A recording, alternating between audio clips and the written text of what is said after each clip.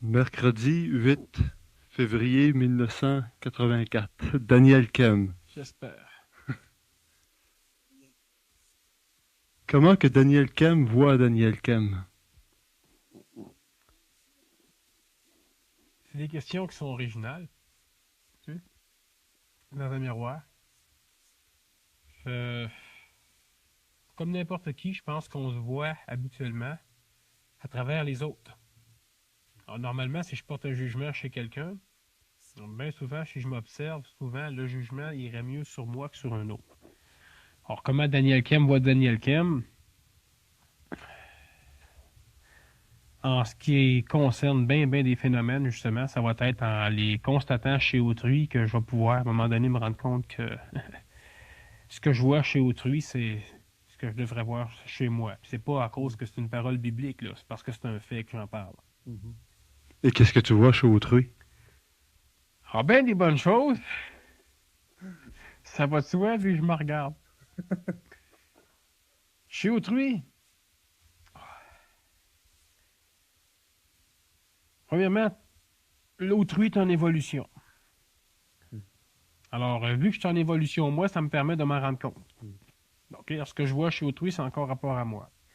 Je vois aussi certaines choses qui sont pas correctes, qui sont pas nécessaires, qui sont peut-être un peu plus amplifiées chez autrui que chez moi, parce qu'à un moment donné, ben, je m'en suis rendu compte étant plus jeune, puis il y a des choses qu'on change à la longue. À un moment donné, on arrête de perdre notre temps, puis on se force à faire de quoi? On perd encore notre temps tout le temps un peu, jusqu'à un certain moment donné où on va être clair de ça. Alors, chez autrui, je vois des problèmes, certaines peurs, qui vont refléter pas nécessairement mon état présent, mais qui des fois vont refléter un état que j'ai déjà eu. Parce qu'une chose qui est importante, c'est que quelqu'un qui est dans un état ne peut pas connaître cet état-là. Okay? Un adolescent va parler d'adolescence une fois adulte. L'adolescent peut parler de l'enfance, mais pas quand il est enfant. Alors, il y a des choses que je peux constater quand même chez une autre personne. Ces choses-là, c'est des choses que j'ai déjà eues, que j'ai déjà vécues, mais qui sont plus, mettons, mon apanage. C'est mon hérédité. C'est passé, c'est réglé en ce qui me concerne. Alors, chez les individus, je peux voir, par exemple, certaines peurs qui reflètent mon état mémoriel, c'est-à-dire qui reflètent ce que j'ai déjà été. À partir de là, moi, je suis plus ça, mais je peux quand même me rendre compte, on pourrait dire, entre guillemets, les aider, mais je peux quand même réagir d'une certaine façon qui est différente de ce que les autres individus vont réagir face à ce que je peux constater chez une personne, par exemple, qui aurait des peurs. Et c'est quoi Qu'est-ce qu'une peur? Je t'ai dit que c'était épeurant d'en parler. Une peur. Parce qu'il y a plusieurs genres de peur. Il y a la peur noire, il y a la peur bleue. Oui, la peur de toi. Non. Il y a une peur. Il y a seulement une peur. Il ne peut pas y avoir plusieurs peurs. Par contre, il peut y avoir plusieurs représentations de la même peur. OK? Si on parle de la lumière, ou d'une couleur, un bleu. Si je mets un bleu devant, mettons, un peuple, une masse de monde, le bleu va être perçu, tout le monde va dire c'est bleu. Mais en ce qui concerne, par exemple, le phénomène oculaire, puis jusqu'au cerveau, quel est le résultat réel que chaque individu voit? OK? Moi, je peux voir du rouge, mais j'ai appris que c'était bleu. C'est-à-dire que la réaction que j'ai, qui est chimique, qui est physique en avant de moi, là, la réaction que j'ai de ça, j'appelle ça bleu. Moi, je te présente le même phénomène, mais la réaction que toi, t'appelles ça bleu. Est-ce qu'on a les mêmes réactions, toi deux? OK? Alors, il y a des choses comme ça. Bon. La peur, c'est une chose qui existe, qui est un morceau. Mais un individu, lui, va réagir, par exemple, à la peur de... il l'interprète à sa manière, OK, dépendant de comment son schéma, au niveau de son schéma de neurones est fait, puis son schéma psychologique, ça veut dire tous les apprentissages qu'il a eu au cours de son développement, d'enfant à aller jusqu'à adulte. Alors lui, la peur, il va avoir peur que son patron le mette dehors, un autre va avoir peur que... je sais pas, ça peut être le soir en dormant, il va avoir peur de sa femme, il va avoir peur de ses rêves, il va avoir peur que des schémas du passé reviennent, des dettes, des choses que tu as dit, en tout cas, il va avoir peur d'un futur probable, il va avoir peur... Mais normalement, de toute façon, on a toujours peur de quelque chose qui n'existe pas. On ne peut pas avoir peur d'une réalité. On ne peut pas avoir peur d'une réalité. Mon caméraman a peur d'une réalité. La peur, c'est de l'ignorance. C'est-à-dire que c'est une... oui. C'est de l'ignorance, mais c'est une forme de... Mettons que c'est une forme de peur, une forme de définition, une forme de représentation de peur. La peur, c'est toujours une chose, là, mais l'ignorance, c'est une forme. Psychologiquement parlant, l'homme est construit, OK, pour pouvoir agir librement dans un domaine qui est connu de lui. Ce qui fait que l'homme va avoir une soif intense de connaissance continuelle de son extérieur. OK? Vu qu'il croit qu'il connaît bien l'intérieur. Il vient toujours un moment donné où c'est que l'extérieur est tellement vaste qu'il va arrêter de chercher l'extérieur, il va essayer de voir l'intérieur. L'intérieur est aussi vaste. Alors, le fait de ne pas connaître quelque chose va créer automatiquement, OK, une crainte. Parce que notre psychologique, la manière que l'homme est construit, il est fait pour fonctionner dans un monde connu. Bon. Mais ça, c'est une forme. Parce qu'à un moment donné, moi, je peux dire, je crois sincèrement, par exemple, que je vais faire un cauchemar cette nuit. Là, je prends un exemple comme ça. C'est pas une ignorance. C'est-à-dire que c'en est une, mettons, plus profondément. Là, c'est-à-dire que la personne ne comprend pas le phénomène de la peur. Mais elle n'a pas peur parce qu'elle ne comprend pas le phénomène de la peur. Elle a peur parce qu'elle sait qu'elle va avoir un cauchemar. C'est plus d'ignorance, elle a peur pareil. Elle sait qu'elle va avoir un accident. OK, ça veut dire qu'elle sait mal, mais c'est pas parce qu'elle ignore qu'elle a peur. Là, c'est parce qu'elle est convaincue qu'elle sait que. Alors, la peur ne vient pas nécessairement de l'ignorance. C'est un schéma. Par contre, la peur va venir pas de ça. La peur vient simplement d'un conflit interne, OK? Je vais t'expliquer c'est quoi. Mais je voulais pas en parler à soir parce que la psychologie de la peur, c'est une conférence que je fais prochainement jeudi. Fait que moi expliquer brièvement. Non, mais là, tu le sais. Moi expliquer brièvement, mais pas trop. Là, c'est des sujets pour d'autres conférences. Pas pour dire qu'il va y avoir du monde, mais. OK. Là, ce qui arrive, au niveau de la peur, n'importe quelle personne sur la Terre, OK, dans l'état présent de sa constitution astrale, de sa constitution psychologique, émotive, OK, n'importe quelle personne a un désir, a des désirs, tout court. Bon.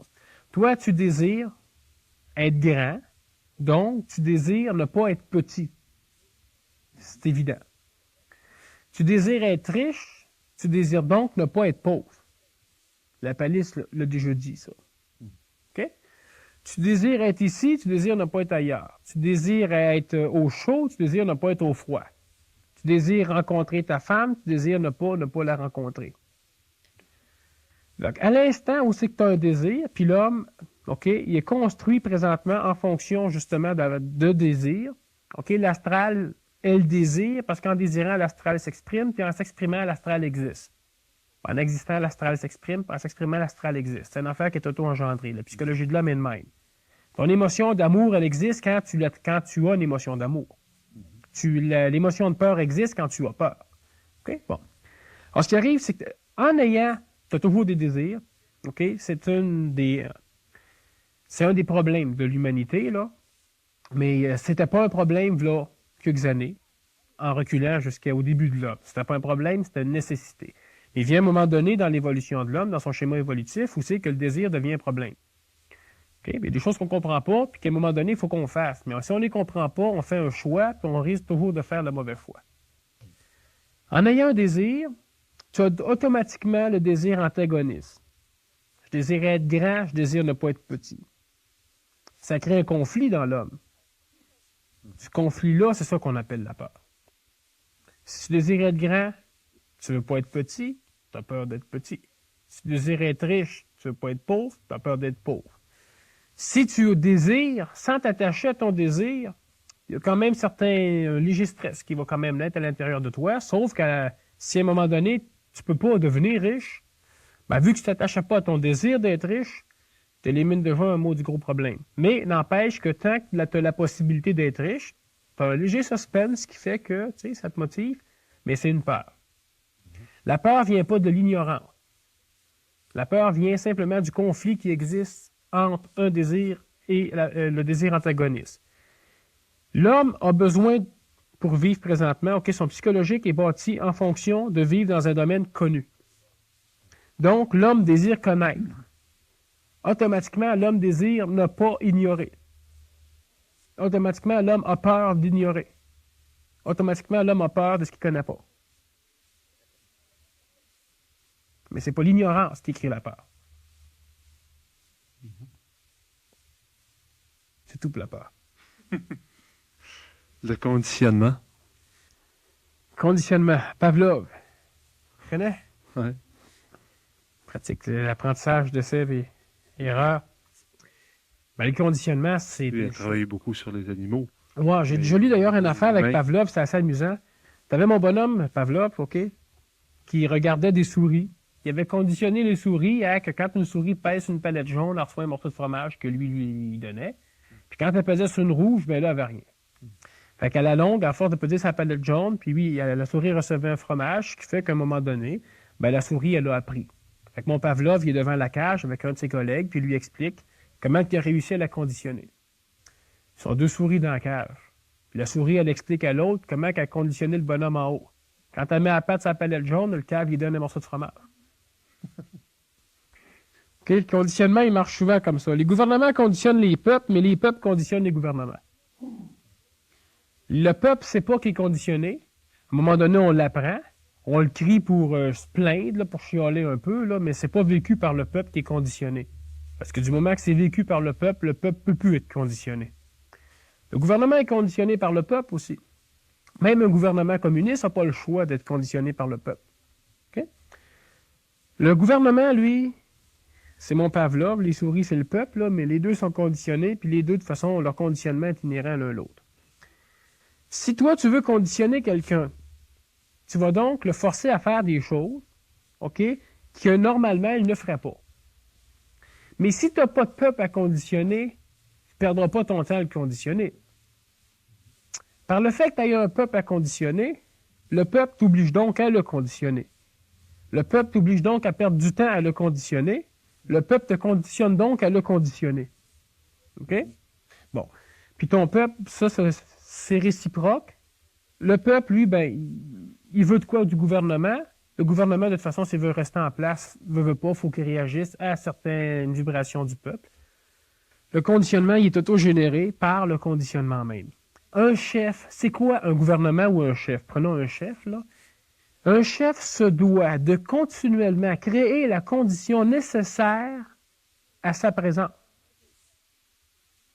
C'est important. Un gouvernement se doit de créer et de nourrir la condition nécessaire à sa présence. C'est à ça que ça sert, un gouvernement.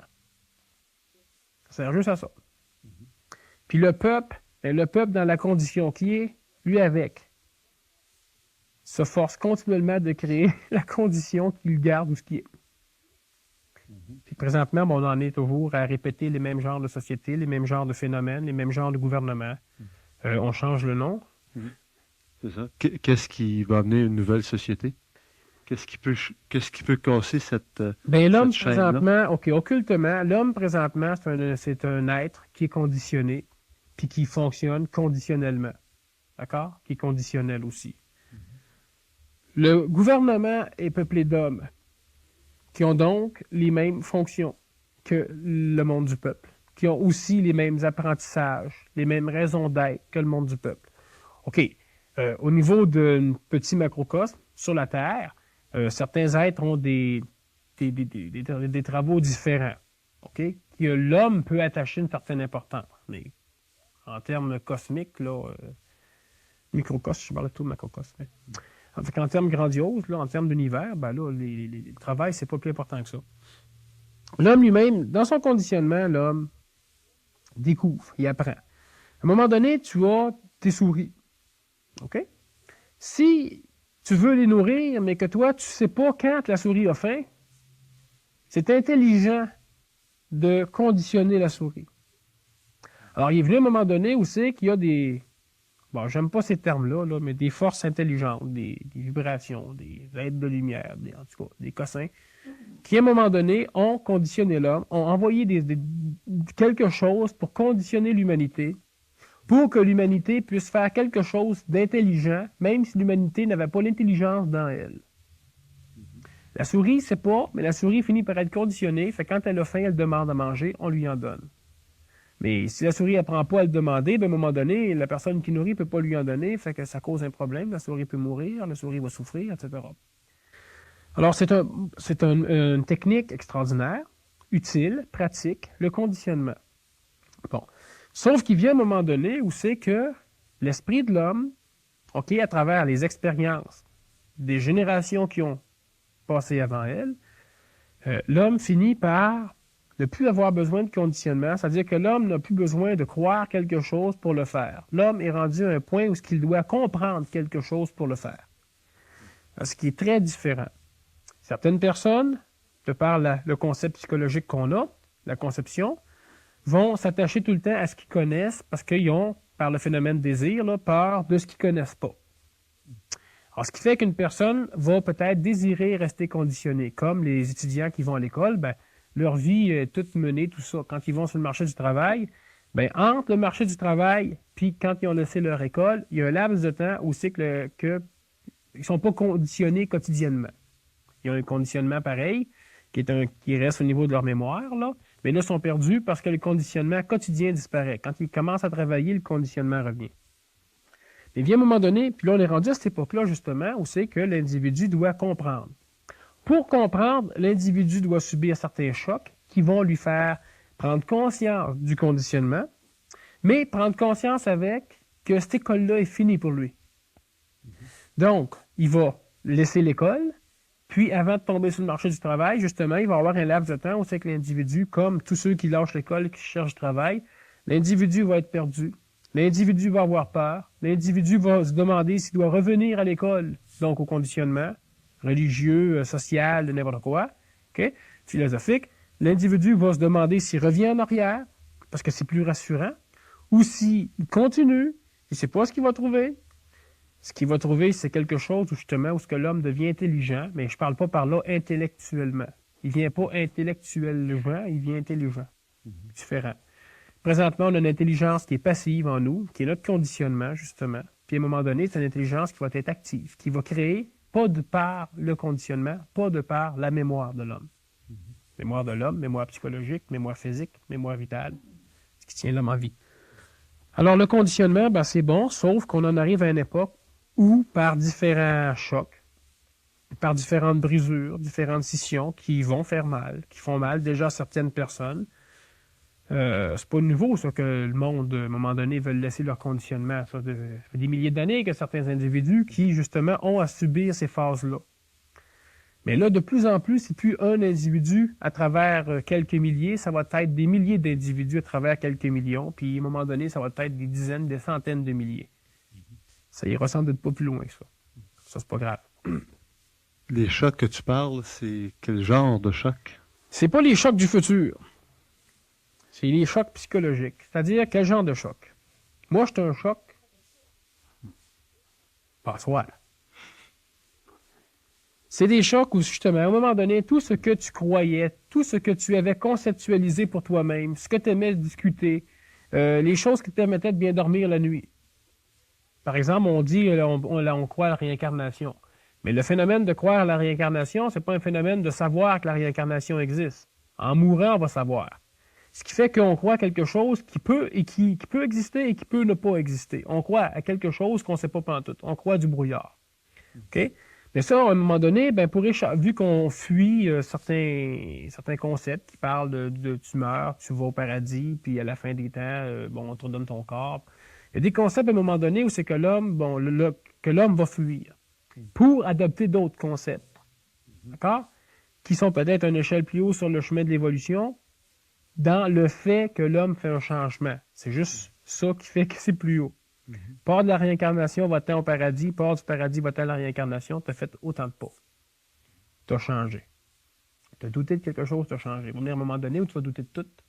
Tu vas commencer à laisser tomber des choses. Tu ne les garderas pas avec toi parce que tout le monde y croit, parce que tu l'as appris depuis ta jeunesse, parce que c'est écrit dans des livres ou parce qu'un tel le dit. Okay? Alors, il vient un moment donné, au niveau du changement, OK? La personne va briser.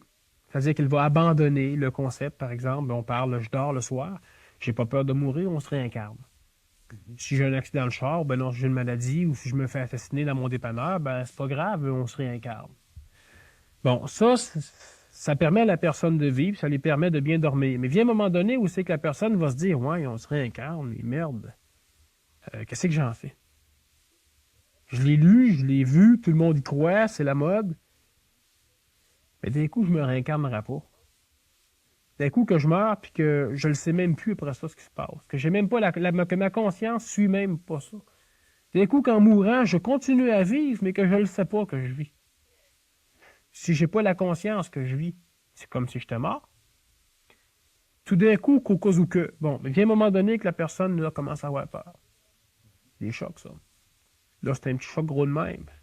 Quand elle lit n'importe quel livre, ça va la ramener au concept. Ça va la ramener à son conditionnement. Pas de problème. Mais qu'elle existe ou qu'elle n'existe pas, la réincarnation, ça ne change rien pareil dans le fait que la personne qui y croit ne le sait pas. Il va venir un moment donné où ce que la personne va finir par douter, puis par abandonner toutes les choses qu'elle ne peut pas vérifier. C'est normal, c'est ça. C'est là qu'il faut qu'on en arrive. Elle va vouloir les vérifier, mais là, le corps de l'homme, le cerveau de l'homme est rendu à un point où il y a des choses qui peuvent être vérifiées par l'homme, justement, si l'homme en fait la demande. Pas à l'Église, pas en priant. Là. Okay? Puis à un moment donné aussi que dans le cheminement de l'homme, là, il y a des preuves, il y a des choses qui vont se passer, qui avant arrivaient seulement à une élite très, très particulière de la Terre.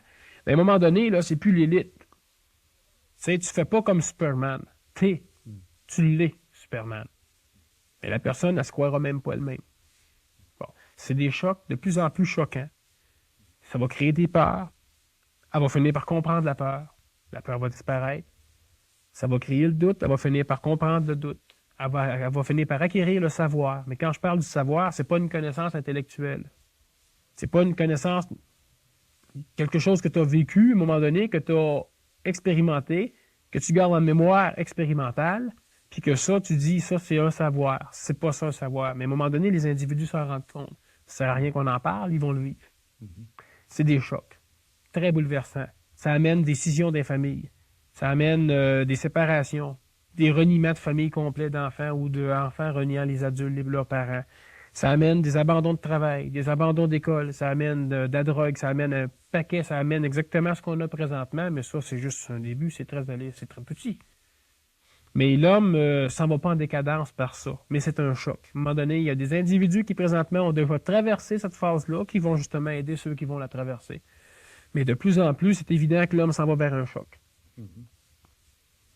Pourquoi que, j'allais justement te poser la question, pourquoi que les chocs sont toujours choquants?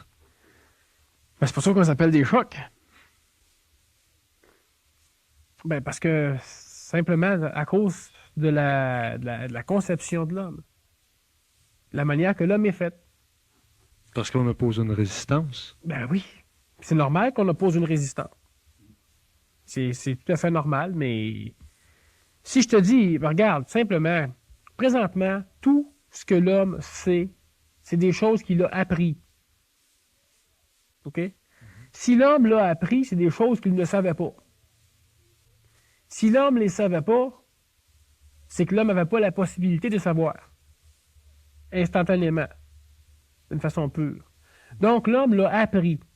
C'est teinté par celui qui l'a enseigné. C'est teinté par son apprentissage au niveau du vocabulaire. C'est-à-dire que pour un cheval, pour un, c'est pas le même cheval pour l'autre. Ce qui fait que quand tu lis une Bible au complet, ben, à un moment donné, tu peux en écrire une deuxième. Tu es bien convaincu que tu transcris la première. Puis c'est un autre livre. Alors, ce qui fait que, apprenant comme ça, tu peux jamais connaître la réalité. C'est impossible. La réalité, si moi je l'ai, je peux la transmettre par télépathie. C'est-à-dire que instantanément, tu as la même chose. Ce qui n'est pas le cas présentement. Alors, ce qui fait qu'on l'écrit, on le parle. Bon. Tu ne peux pas faire autrement qu'apprendre, puis tu apprends des choses que tu ne sais pas. Tu les intellectualises, c'est-à-dire que tu peux t'en servir pour discuter, mais ta connaissance s'arrête à la limite de la mémoire de ce que tu as appris. Donc, tu n'as pas expérimenté, tu n'as pas vécu, puis tu ne sais pas si ce que tu sais, selon toi, est vrai ou non. Alors, ce qui fait qu'à un moment donné, t'es fait. T'es dans le doute. Puis si moi, je te dis à un moment donné, où toi, tu vis, tu te rends compte que tel phénomène est vrai, que telle expérience, c'est telle chose, mais ça va pas avec ce que tu as appris. Ça peut pas aller avec ce que tu as appris. Ça a tellement été déformé que ça peut pas aller avec. La vie va enseigner comme il faut. De plus en plus, il y a des êtres aussi qui vont commencer à enseigner comme il faut parce qu'ils vont s'amuser à briser les formes en enseignant. C'est commencé. Mais c'est pour ça qu'il y a des chocs, puis le choc est choquant, c'est dur. Parce qu'à un moment donné, toi, tu recouvres toute ta psychologie d'une peau. Puis ce peau-là, à un moment donné, il faut que tu l'arraches. Ça fait mal. Puis c'est peurant. Il faut l'arracher parce qu'on s'attache. À la peau. Mais la peau s'attache aussi à toi. Parce que ta mémoire, à un moment donné, c'est l'expérience. À un moment donné, des choses qui vont se passer avec ça. La mémoire n'est pas juste dans le cerveau, mais la mémoire est dans chaque cellule. Ben, c'est évident. Et comment changer la mémoire des milliards et milliards de cellules? C'est pas important que tu changes la mémoire, mais c'est l'attachement que tu y mets à ta mémoire qu'il faut que tu changes. La mémoire, elle, tu peux pas changer. Elle, ce qui est dedans va rester dedans. Mais l'attachement que tu y mets, puis la confiance que tu y mets, puis le contrôle que tu lui octroies à cette mémoire-là sur toi-même, c'est ça qu'il faut changer. Pas la mémoire. C'est bon, la mémoire. Pas quand la mémoire contrôle tout. Ça, c'est plus bon. Si tu as vu un film d'horreur, tu ne peux pas te coucher le soir, qu'est-ce qui se passe? Si tu n'as pas de mémoire, tu dors très bien le soir.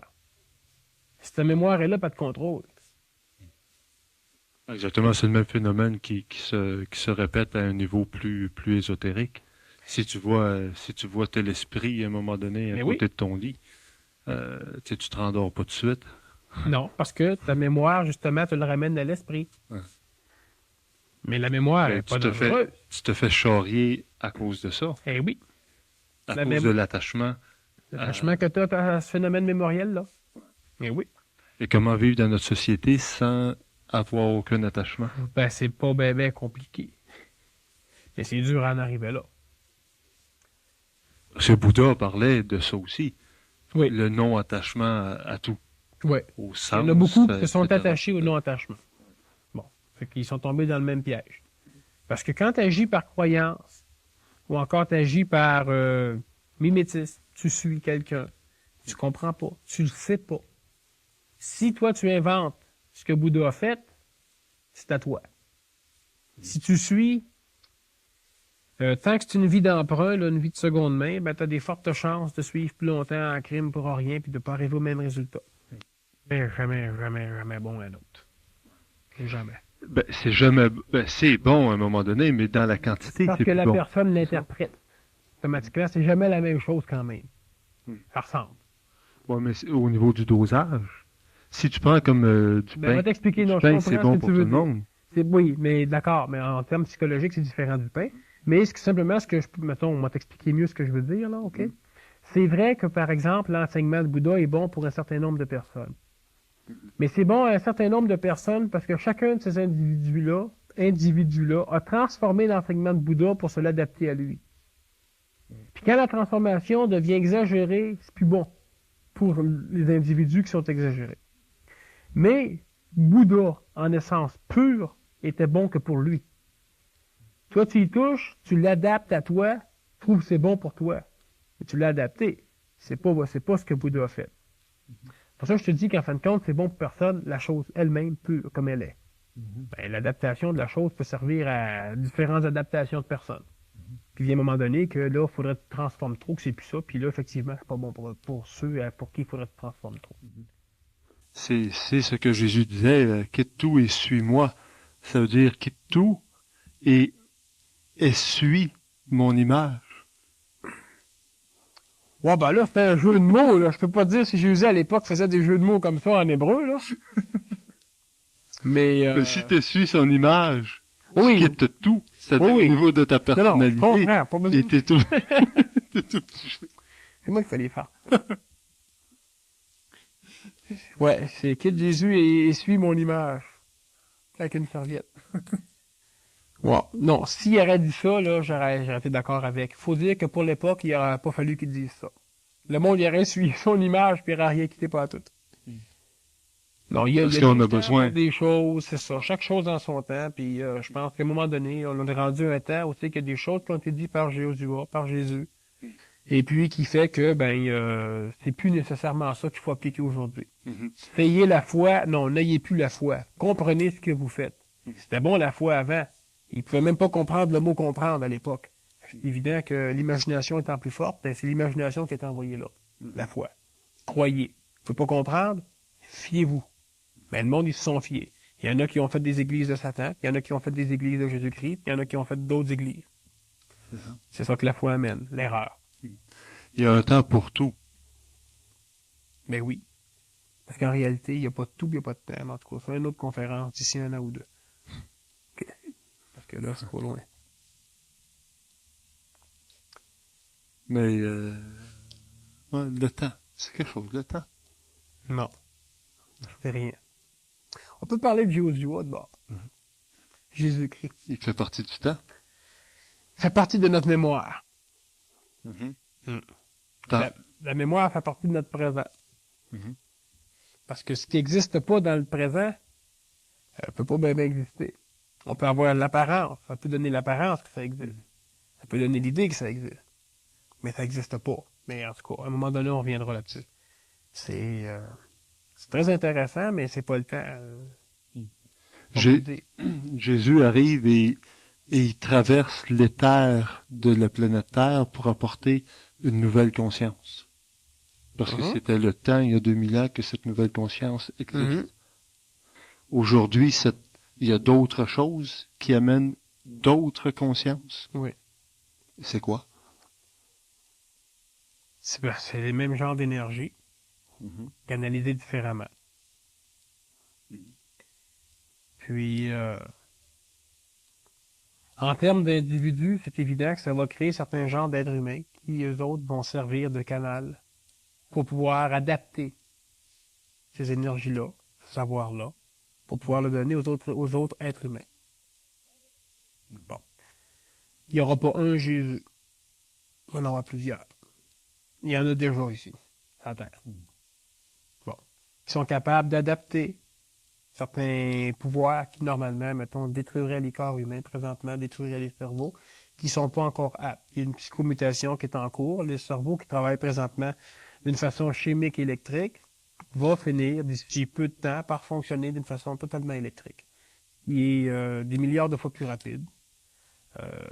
Puis qui, justement, permet, à un moment donné, les neurones vont s'habituer à transporter des courants électriques de plus en plus gros. Fait que l'énergie va pouvoir vibrer de plus en plus fort à l'intérieur d'eux autres. Puis à un moment donné, ce qui va arriver, c'est que le schéma astral va être, le contrôle du schéma astral va être balayé. Bon. Ces énergies-là, sont déjà à l'intérieur de certains individus. Ces individus-là sont à l'intérieur de certaines populations. Puis c'est ce qui arrive. De plus en plus. Alors, ces individus-là parlent, expliquent. Puis le monde sont de plus en plus prêts à comprendre. Puis le monde, il y en a qui comprennent, mais il y en a qui comprennent ça, le Jésus aussi. Puis il y en a pour qui ça fait mal, puis il y en a qui sont bouleversés complètement par leur schéma psychologique et schéma astral. Pour comprendre ces choses-là, il faut pas nécessairement que tu appartiennes à un mouvement, une secte, une religion. Non, la vérité peut pas être contenue sous un toit, c'est absolument illogique. Non. Ça devient, comme disaient un de mes amis, là, ça devient comme une brique qui te tombe sur la tête. T'as pas besoin de connaissances ésotériques. T'as pas besoin de lire de livres. T'as pas besoin d'aller dans aucune école. T'as pas besoin de suivre de cours. T'as pas besoin de rien. Certains individus vont en arriver là un peu plus vite s'ils s'adonnent à certains genres de techniques, de cours. Parce qu'ils vont se rendre compte que ces choses-là servent à rien plus vite que d'autres. Non. Tu comprends à un moment donné ou tu comprends pas. Puis, tu peux pas avancer dans le temps de ta compréhension. Pour l'être humain, c'est compliqué à admettre pour la simple raison que l'être humain a toujours le désir, à un moment donné, d'arriver plus vite à certains résultats dans le but de fuir ou de finir par quitter la vibration de douleur, de malheur, de misère qui accompagne les êtres humains présentement. Alors, ils ont le désir d'arriver plus vite à un état d'évolution plus grand, où ils vont pouvoir, soit matérialiser eux-mêmes leurs affaires, ou faire de la télépathie, ou faire de la télékinésie, de la métagnomie, du kimberlandisme, etc. Mais vois-tu, c'est que la télépathie, ben, toutes ces choses-là, la lévitation, etc., tu peux les développer par une technique. Il y en a beaucoup qui l'ont déjà fait, il y en a beaucoup qui s'y adonnent, qui n'y arrivent pas. Bon. Ces techniques-là peuvent amener le résultat escompté, lévitation, télépathie, magnétisme, guérison, etc. Mais le résultat même ne t'amène pas une évolution pour autant. OK? Que tu saches comment faire des meubles parce que tu es menuisier ou que tu saches comment marcher sur l'eau, c'est deux techniques, deux apprentissages possibles pour l'être humain, possibles pour son corps, possibles pour la planète où il vit, possibles pour le monde dans lequel il existe. Mais le fait que tu plantes des clous, tu fabriques des meubles, OK? Pas parce que tu réussis à faire un meuble que automatiquement ça t'amène l'évolution. Si, à un moment donné, Jésus-Christ marchait sur l'eau, puis que toi, à un moment donné, tu marches sur l'eau, tu ne seras pas Jésus-Christ. Il y a deux marcheurs sur l'eau. Sauf que toi, tu auras perdu ta vie à faire des techniques pour avoir un résultat, puis lui va simplement avoir transmuté certaines choses, puis automatiquement, normalement, ces résultats-là viennent avec. Bon. Il y a plus de gens qui font des meubles qui marchent sur l'eau. Oui. Parce que le monde, il croit plus à la fabrication des meubles qu'à marcher sur l'eau. Parce qu'ils ont décidé que ça, c'était miraculeux, puis automatiquement, ils l'ont relégué au loin de leurs possibilités. Ouais. Mais il y a du monde qui font des guérisons, il y a du monde qui s'auto-guérissent, pourtant c'est aussi incroyable. Mais quand ta vie est en danger, à un moment donné, il y a des choses que tu relègues un peu moins loin. Mm-hmm. Mm-hmm.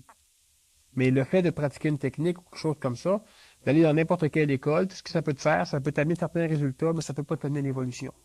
Ça peut pas t'amener une compréhension. Ça peut pas t'amener une mutation. Ça vient tout seul, à un moment donné. Mais qu'est-ce qui fait que ça arrive, à un moment donné, à quelqu'un et que ça n'arrivera pas? Ben, c'est simplement qu'à un moment donné, dans un même arbre, le fruit est mûr, c'est une branche, puis le fruit n'est pas mûr sur l'autre branche. Ce qui fait qu'il y a un fruit qui tombe, qui est prêt à pousser, puis l'autre fruit ne tombe pas encore. On peut secouer l'arbre un peu. C'est une question d'énergie. C'est ça que certains font. Oui, c'est une question d'énergie, une question de... C'est ça. Tout est fonction d'énergie. Quelqu'un qui est prêt, il est énergétiquement prêt. Mais qu'est-ce qui fait que quelqu'un est prêt? C'est quelque chose qui n'est pas encore compréhensible par la majorité des êtres humains. Puis c'est quelque chose qui ne servirait pas à l'être humain à comprendre. Mm-hmm. Alors, c'est quelque chose qu'on ne parle pas.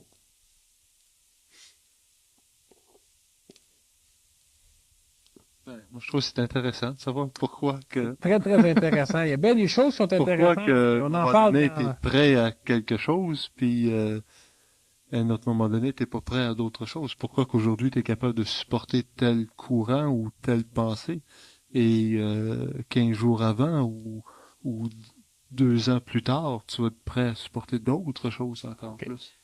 Parce que le phénomène d'être prêt, c'est quelque chose qui n'est pas contrôlé par l'homme. Pas contrôlable par l'homme. Puis, dans le fait de se sentir prêt pour un individu, il y a une immense part de l'astral, de tout le phénomène émotif de l'homme qui s'y mêle. Ce qui fait qu'à un moment donné, moi, je suis prêt, je me sens prêt, parce que je désire que ça arrive.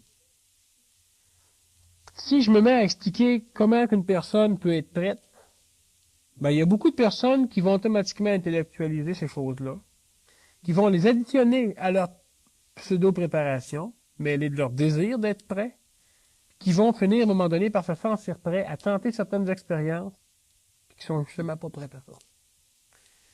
Si à un moment donné, on va quelque part, je t'amène, et puis il y a des choses qui apparaissent devant toi.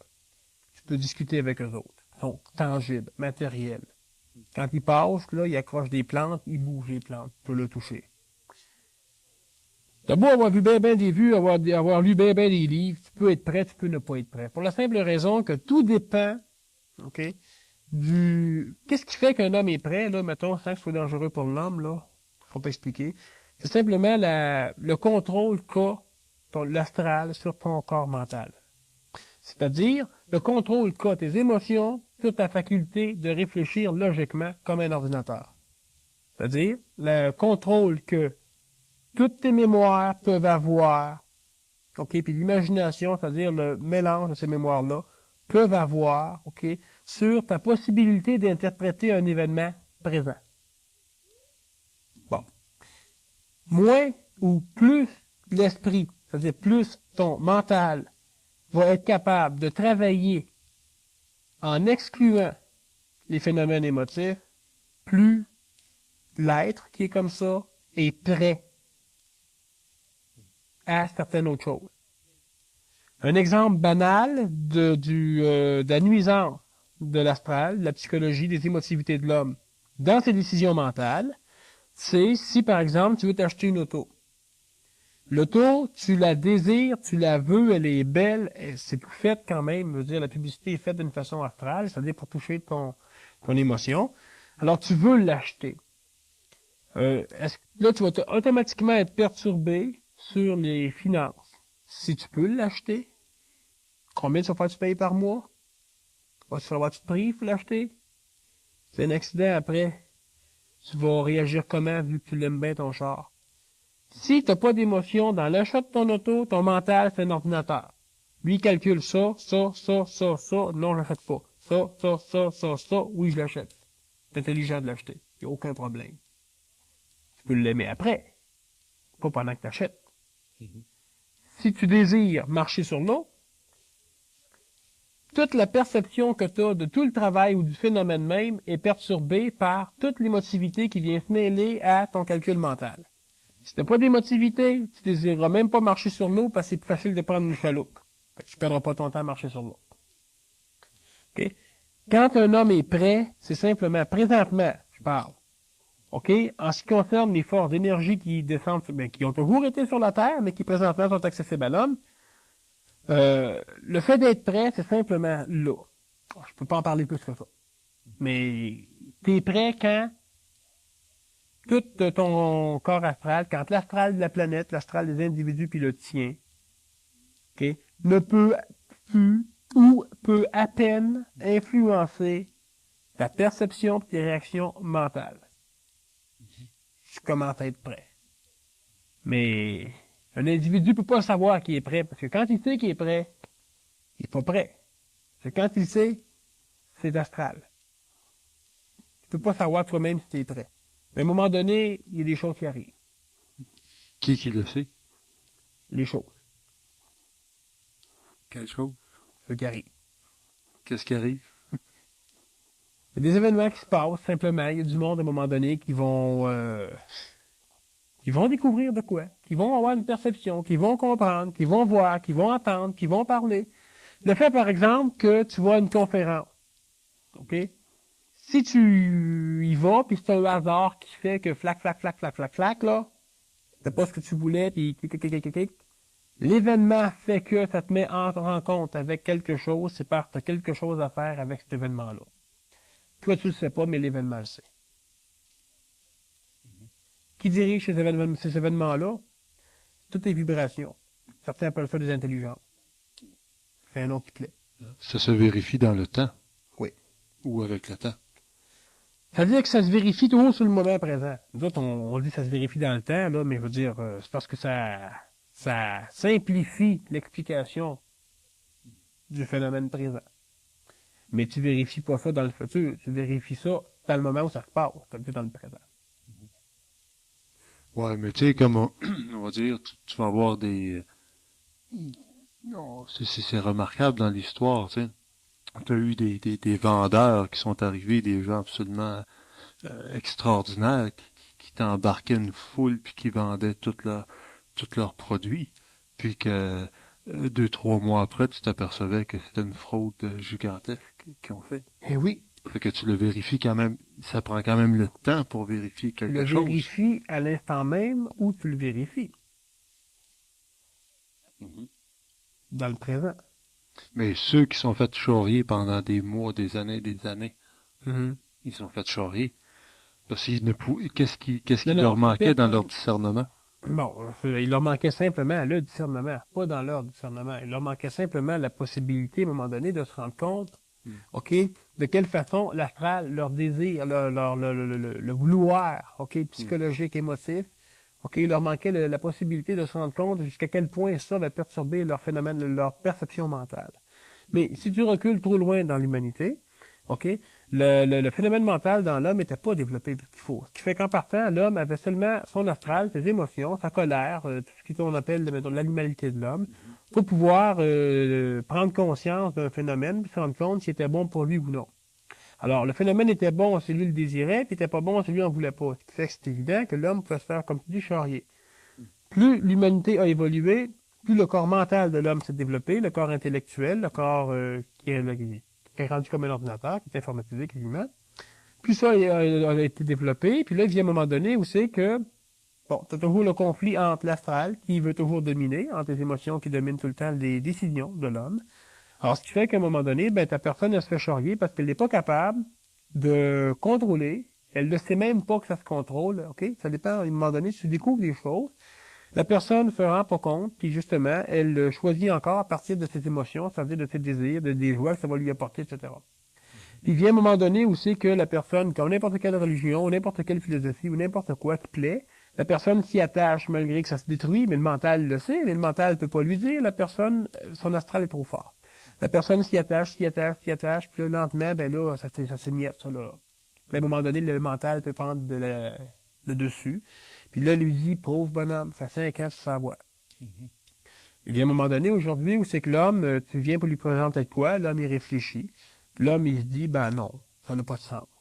Ça serait le fun, ça serait beau, ça serait merveilleux, j'aimerais ça au coton. Mais coupe-moi ça à moitié prix, puis donne-moi-le tout de suite. Et là, le mental est capable de travailler. Le mental est capable de prendre connaissance de l'astral, donc des désirs, des phénomènes émotifs que la personne a.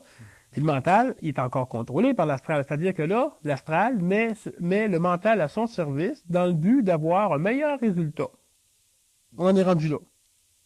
Okay? Même au niveau de ceux qui, mettons, se parlent ou font parlent de choses pas mentales, c'est toujours l'astral qui domine, mais l'astral, le mental, OK, finit à un moment donné par prendre conscience des problèmes que l'astral crée en lui dans la perturbation des possibilités de décision qu'il a. OK? Mais l'astral se rend compte, lui, à un moment donné, que s'il laisse faire le mental un peu, ben, il va avoir un meilleur résultat, parce que l'astral aussi sait qu'il n'est pas capable de prendre une bonne décision. Fait qu'il va laisser faire le mental, donc l'astral met le mental à son service en le laissant plus libre. Mais pas libre.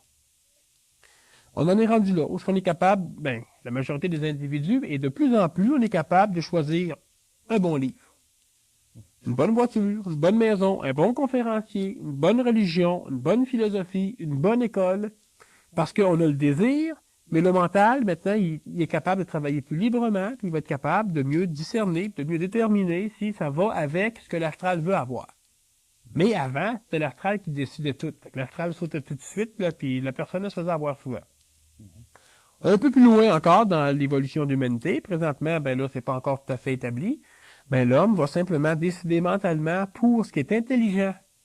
C'est-à-dire que c'est une autre forme, le mental supérieur ou un supramental, qui va lui amener des suggestions, puis le mental va s'en emparer, va les étudier, va les calculer comme étant intelligentes, puis va commencer à travailler dans le domaine de l'homme pour que les choses demandées par le supramental puissent arriver. C'est-à-dire que là, au lieu que ce soit l'astral qui, par le mental, puisse créer une forme matérielle sur la Terre. Par exemple, on a des autos. C'est l'astral qui voulait un déplacement, qui veut plus rapide, plus doux, etc. Le mental le lui a donné. On a de l'électronique, on a tellement de choses qui servent que notre besoin émotif de protection physique, vitale, au niveau de la médecine, puis émotif au niveau des couleurs, du cinéma, de la télévision, de la forme, en tout cas, bien des choses. Là, le mental a été mis au service de l'astral pour ça. Prochainement, ça s'en vient, assez rapidement, c'est le supramental, le mental supérieur, qui, lui, va commencer à teinter notre mental. Puis le mental, lui, vu qu'il commence de plus en plus à étudier, notre mental va étudier ce que l'astral lui amène, puis il va finir par dire, ben, pas tout de suite. C'est un jouet, ça va être le fun, pas tout de suite. L'astral commence à être biffé. Ça va créer certains chocs, certaines maladies, certains problèmes. Bon, mais en tout cas, le monde, ils vont quand même passer par là, ils n'ont pas le choix, puis à un moment donné, le mental va commencer à trier ça, puis l'homme va être en santé. Le supramental qui vient teindre le mental, ben le mental va commencer à mettre ses capacités d'ordinateur, là, de mathématiques, de réflexion mathématique et logique, au service des impressions supramentales, puis il va commencer lentement à faire en sorte que dans le monde matériel se crée en matière la réflexion du domaine supramental. C'est toujours le même jeu. C'est encore le Un même jeu. manipule Oui. ou tu es manipulé. Oui. Un utilise ou tu es utilisé. Oui. Fait que le mental utilise l'astral au lieu d'être utilisé par l'astral. Oui. Le supramental utilise le mental au lieu d'être utilisé par le mental. C'est ça. Encore quelque chose que je voulais pas parler. Pas grave. Parlons. Ton supramental... Il reste 2 minutes. En 2 minutes, bon, on va faire ça vite. D'abord, le supramental, OK, contrôle le mental de plus en plus. Présentement, dans l'homme, l'astral contrôle le mental essaie de s'en sortir. De temps en temps, il y a des illuminations et de l'intuition. Ce sont des teintures supramentales, OK? Et puis, à un moment donné, le supramental va prendre le dessus sur le contrôle du mental. Le mental va quand même donner ses bonbons à l'astral, qui lui va entretenir le vital puis le physique. Mais à un moment donné, ces corps-là vont finir par, à force de vibrer ensemble, là, ça va donner ce que certains appellent la fusion. Ces corps-là vont tous disparaître, et puis ça va créer une chose absolument différente. Il n'y a pas de fusionné sur la Terre, il y a certaines personnes qui sont en fusion. Voilà. Tantôt on commencera avec ça, si tu veux, la deuxième partie. On parle toujours du supramental, mais ce qui supporte le supramental, le mental, l'astral, puis etc., c'est le physique. Oui, mais on en reparlera. C'est pas tout à fait ça.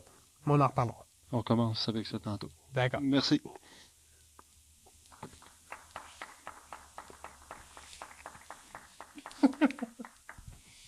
Oh non, il est là.